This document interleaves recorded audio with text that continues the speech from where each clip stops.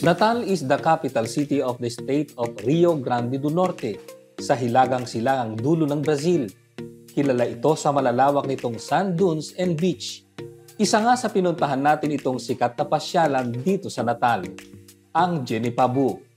Ito ay isang beach na may complex na mga dunes and lagoon.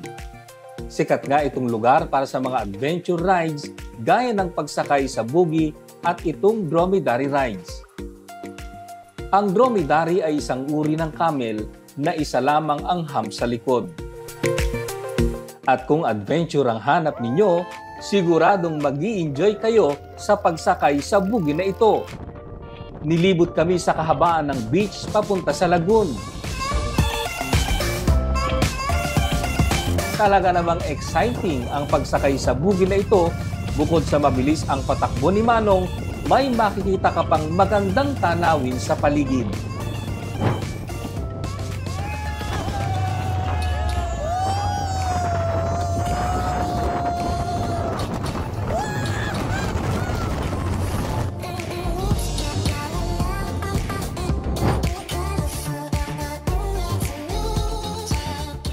Puntahan naman natin ang world's largest cashew nut tree, ang Cajueiro de Paringui.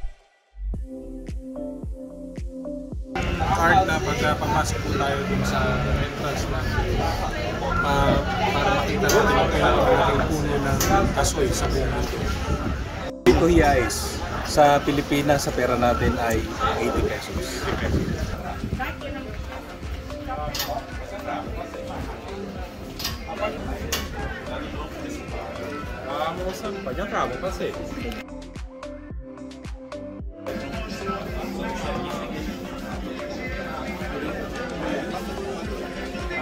Matatagpuan ito sa kalapit na bayan ng Natao sa Pirangi, Parnamiring, Rio Grande do Norte.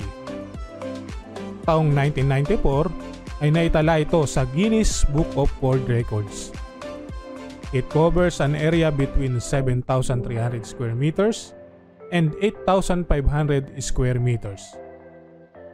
Welcome to the biggest cashew tree in the world. 134 years. 134 years. Ito isang puno lang ito pero nagsanga-sanga siya. Sa kwento ng marami, ang puno ay sinasabing itinanim noong 1888. Sinasabing itinanim ito ng isang mangingisda na nagngangalang Luis Inacio G. Oliveira. Gayunpaman, batay sa mga katangian ng paglago nito, ang puno ay tinatayang higit sa 1,000 taon na. At ito naman ay nagbubunga ng mahigit 60,000 fruits bawat taon.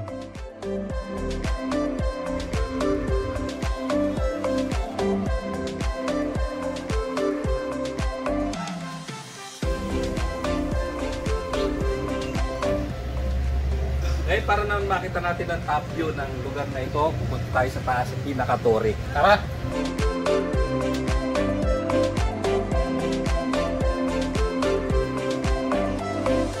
Ang gaganda talaga ng mga wonders of creation dito sa Rio Grande do Norte, Brazil. Oo nga, at sana nagustuhan nyo mga kasambahay. Hanggang sa muli, dito lang sa Good Morning Kuya!